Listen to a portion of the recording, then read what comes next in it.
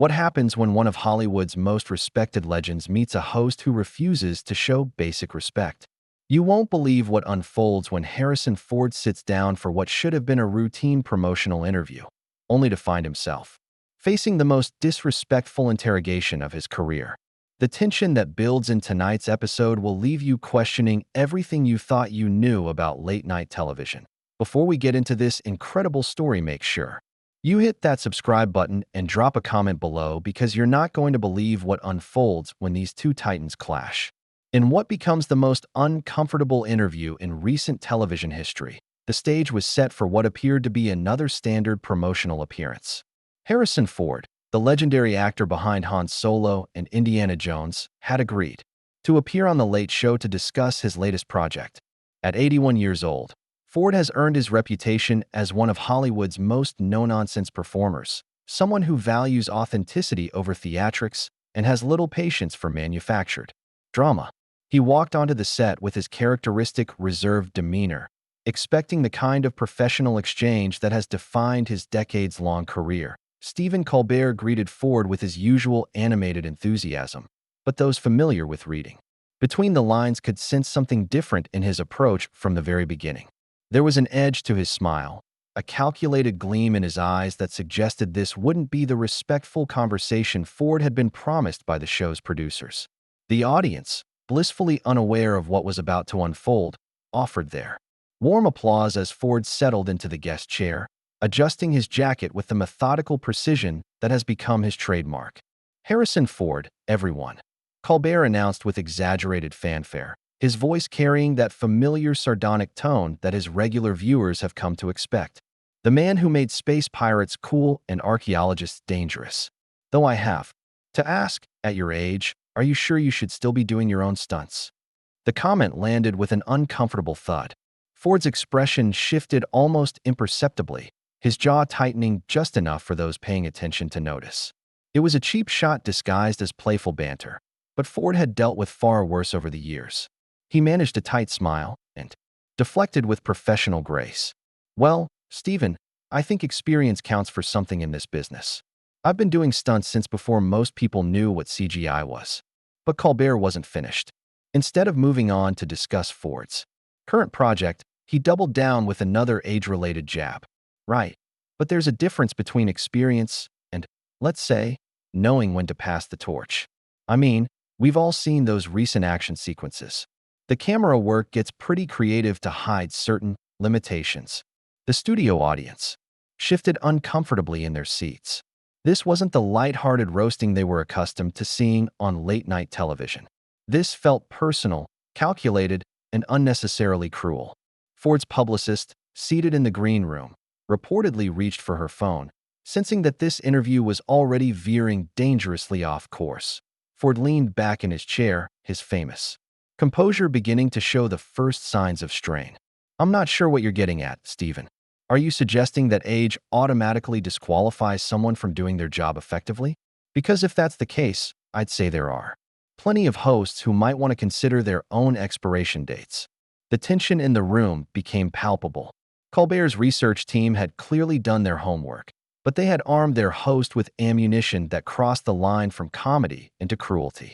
What should have been gentle ribbing between two entertainment professionals was rapidly becoming something much more sinister. Colbert pressed forward, seemingly oblivious to, or perhaps reveling in the discomfort he was creating.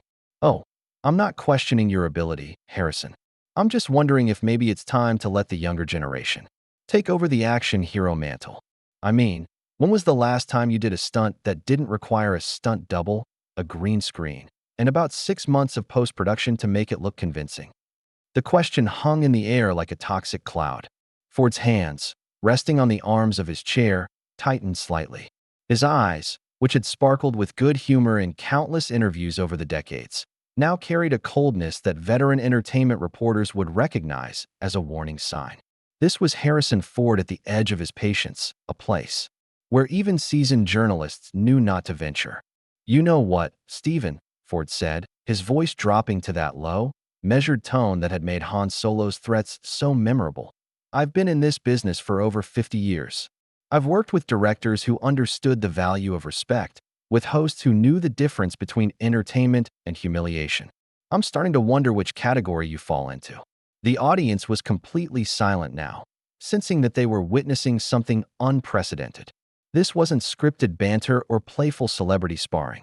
This was two men, one attacking and one defending, with genuine animosity beginning to simmer beneath the surface. Colbert, either misreading the room entirely or deliberately pushing for a breaking point, chose this moment to escalate further. Well, respect is earned, Harrison. And I'm just saying that maybe earning it becomes harder when you're collecting social security checks between takes. The insult hit its mark with devastating precision. Ford's face flushed, and for a moment, the veneer of Hollywood professionalism cracked completely. The man who had portrayed countless heroes, who had faced down fictional villains in real life. Studio executives with equal composure found himself genuinely angry for the first time in a television interview that anyone could remember. But this was only the beginning. What happened next would push both men past the point of no return, setting the stage for a confrontation that would end with one of Hollywood's most beloved figures walking away from what should have been a simple promotional appearance. The commercial break that followed felt like the calm before a devastating storm. During those precious few minutes, Ford's publicist rushed onto the set, her face flushed with panic as she whispered urgently in her client's ear. Those close enough to observe could see Ford shaking his head, his jaw set in that familiar stubborn line that had made Indiana Jones so compelling. He was staying, but his body language made it clear that his patience had been stretched to its absolute limit. Colbert, meanwhile, seemed energized by the confrontation. His production team huddled around him, some appearing concerned while others wore the excited expressions of people who sensed they were creating television gold. The host's demeanor suggested he had no intention of backing down or offering the graceful exit ramp that any seasoned interviewer would have provided after such a disastrous first segment. When the cameras rolled again, the atmosphere in the studio had shifted dramatically. The audience, who had been uncomfortably quiet before the break, now seemed to sense that they were about to witness something truly explosive. Ford sat rigidly in his chair, his hands clasped tightly in his lap, while Colbert leaned forward with the predatory posture of someone who smelled blood in the water. "Welcome back," Colbert announced with manufactured cheerfulness that fooled absolutely no one. "We're here with Harrison Ford, and we were just discussing the evolution of action heroes in Hollywood. Harrison, I hope you don't mind me asking, but there's been some talk in industry circles about your recent performances. Some critics have suggested that maybe it's time to consider more age-appropriate roles. You know, maybe the wise mentor instead of the guy throwing punches." The question was delivered with such calculated malice that even Colbert's most loyal audience members shifted uncomfortably. This wasn't comedy anymore. This was a deliberate attempt to humiliate one of cinema's most respected figures on national television. Ford's eyes narrowed, and those who knew him well would recognize the dangerous stillness that preceded his most memorable on-screen explosions. "Age-appropriate roles," Ford repeated slowly, his voice carrying the kind of quiet menace that had made his villains genuinely frightening. "That's an interesting phrase, Stephen. Tell me, what exactly do you consider age-appropriate for someone in their 80s? Should I be playing grandparents who hand out candy and dispense folksy wisdom? Maybe wheelchair-bound characters who exist solely to motivate younger protagonists?" Colbert, either missing the warning signs entirely or choosing to ignore them, pressed his attack with renewed vigor. "Well, I'm just saying that maybe there's dignity in knowing when to step aside.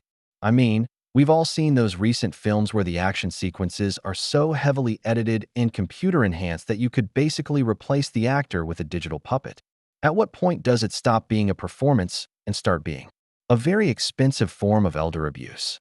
The studio fell so silent that the hum of the air conditioning became audible. Ford's face had gone completely still, but his eyes burned with an intensity that reminded everyone present why he had been so effective playing characters who could be genuinely dangerous when pushed too far. The comparison to elder abuse had crossed a line that no professional interviewer should ever approach, let alone leap over with such reckless abandon. "Elder abuse," Ford said, his voice dropping to a whisper that somehow carried more menace than any shout could have managed. "That's what you think this is? Stephen, I've worked with some real bastards in this business. Producers who would sell their mothers for a weekend box office number, directors who treated actors like props, studio executives who viewed human beings as nothing more than profit margins. But I have to say, you're breaking new ground here. The personal nature of Ford's response sent ripples of shock through the studio. This wasn't celebrity banter anymore. This was one man calling out another for behavior that had crossed every conceivable line of professional courtesy.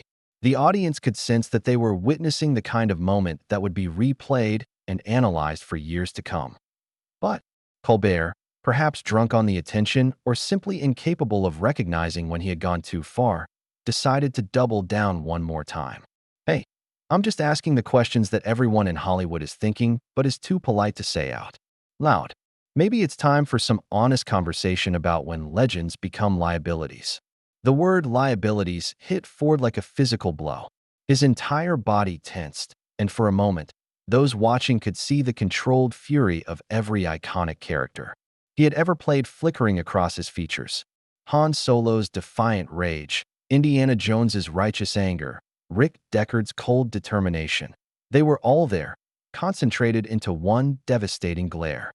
Liabilities, Ford repeated, his voice now carrying a tremor that had nothing to do with age and everything to do with barely contained rage. Let me tell you about liabilities, Stephen. A liability is a host who thinks cruelty passes for wit. A liability is someone who mistakes their platform for a license to humiliate their guests. A liability is a person who confuses being given a television show with actually having something worthwhile to say. The personal attack landed with devastating precision. Colbert's smug expression faltered for the first time since the interview began, his confident demeanor cracking just enough to reveal the insecurity that often lurks beneath such aggressive behavior. But rather than retreat or attempt to defuse the situation, he made the fatal decision to escalate one final time. Well, at least I can still remember my lines without cue cards, Colbert shot back, his voice rising with defensive anger. And I don't need a team of editors to make my performances look convincing. Maybe the real question is whether audiences are getting their money's worth when they buy tickets to see someone who's basically being propped up by movie magic. The accusation about cue cards and being propped up was the final straw. Ford's legendary composure, built over decades of dealing with difficult directors, demanding producers, and intrusive media, finally shattered completely.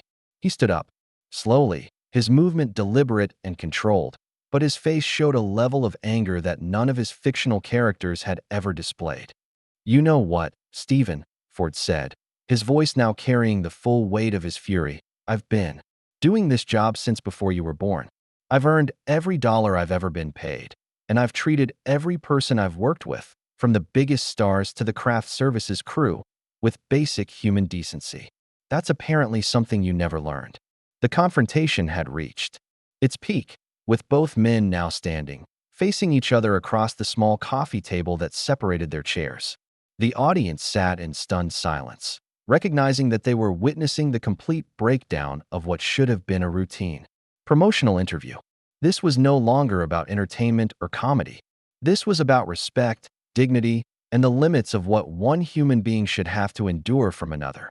What happened next would cement this moment as one of the most shocking exits in television history. The studio lights seemed to intensify, the heat radiating between the two men as they stood facing each other, the small coffee table now feeling like a barrier between two opposing forces. Ford's chest rose and fell with controlled breathing, while Colbert's hands trembled slightly at his sides.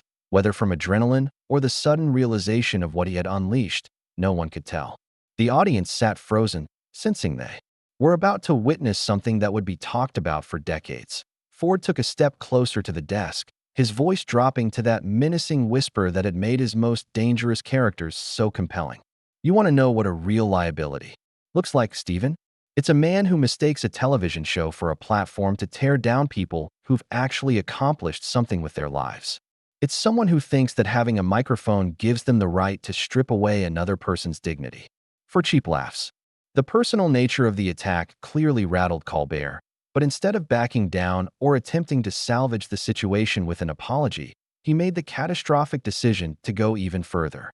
His voice rose to match Ford's intensity, but where Ford's anger carried the weight of earned authority, Colbert's sounded shrill and desperate. "Oh, please. Accomplished something? You've been playing the same character for 40 years. Han Solo, Indiana Jones, they're all just variations of the same grumpy, old man routine. At least I create something new every night, instead of recycling the same tired performance over and over again. The insult to Ford's craft, reducing his iconic characters to a grumpy, old man routine, was the final violation of professional boundaries. Ford's face went completely still, and when he spoke again, his voice carried the kind of quiet fury that had made his confrontations with movie villains so memorable. The same character? Ford repeated, his words measured and deliberate. Stephen, I've spent 50 years bringing characters to life that people actually care about. Characters that inspire, that entertain, that matter to audiences around the world. What do you create? What do you bring to the world besides manufactured outrage and cheap shots at people who are trying to do their jobs? The question hung in the air like an accusation, and for the first time since the interview began, Colbert seemed genuinely rattled. His usual quick wit deserted him, leaving him stammering for a response that would restore his dominance in the exchange. But Ford wasn't finished. You want to talk about being propped up? Let's talk about a show that depends entirely on mocking others because the host doesn't have anything original or interesting to say on his own. Let's talk about someone whose idea of entertainment is humiliating guests who come here in good faith to promote their work and connect with audiences. The studio audience began to murmur among themselves, clearly divided between shock at Ford's brutal honesty and admiration for someone finally calling out behavior they had been uncomfortable watching. Some began to applaud, slowly at first, then with growing enthusiasm as they realized they were witnessing a legendary figure defend not just himself, but the basic principles of human decency. Colbert, perhaps sensing that he was losing the room entirely, made one last desperate attempt to regain control of the situation. You know what, Harrison? Maybe you're right. Maybe I should show more respect to my guests, especially the ones who are too old to understand when they're being honored. With some playful ribbing. The words "too old to understand" were the final straw. Ford's composure, which had been hanging by a thread throughout the entire exchange, finally snapped completely. His voice, when he responded, carried the full weight of decades of experience and a lifetime of earned authority. Too old to understand. Ford's laugh was bitter and cutting. I understand perfectly, Stephen. I understand that you're a small man who thinks tearing others down makes him bigger. I understand that you've confused having a television show with actually having talent. And I understand that I don't have to sit here and let you use me as a punching bag for your own insecurities. Ford began removing his microphone with deliberate, measured movements, each action carrying the weight of finality. The audience watched, in stunned silence, as one of Hollywood's most respected figures prepared to walk away from what should have been a routine promotional appearance. You know what the real tragedy is here? Ford continued, his voice now carrying a sadness that was somehow more devastating than his anger had been. You had a chance to have a real conversation with someone who's lived through 50 years of Hollywood history. You could have asked about working with the greatest directors of multiple generations, about the evolution of filmmaking, about what it's really like to bring beloved characters to life. Instead, you chose to spend your time trying to make an old man feel small. The microphone came free, and Ford held it for a moment, looking directly into Colbert's eyes. That says everything anyone needs to know about who you really are. Colbert, clearly desperate to salvage something from the wreckage of the interview, made one final attempt at damage control. Harrison, come on, don't be so sensitive. It's just television. It's all in good fun. Ford paused in his movement toward the exit, turning back to face his tormentor one last time. Just television? Stephen, this is your life's work. This is what you'll be remembered for. And if this is the best you can do with the platform you've been given, then I feel sorry for you. The words hit Colbert like a physical blow. His face flushed red, and for a moment, the mask of television personality slipped completely, revealing someone who had just been confronted with a truth he didn't want to face. The studio fell completely silent as Ford straightened his jacket and prepared to leave. Ladies and gentlemen, Ford said, addressing the audience directly for the first time, you deserve better entertainment than watching someone try to humiliate their guests. You deserve hosts who understand that their job is to celebrate talent, not tear it down. The audience erupted in applause, some even standing as Ford walked toward the exit. The ovation was genuine and sustained, a clear indication that the legendary actor had won not just the confrontation, but the hearts and minds of everyone who had witnessed it as Ford reached the edge of the stage. He turned back one final time. "Stephen, I hope someday you learn the difference between entertainment and cruelty. Your show might survive this, but your reputation won't."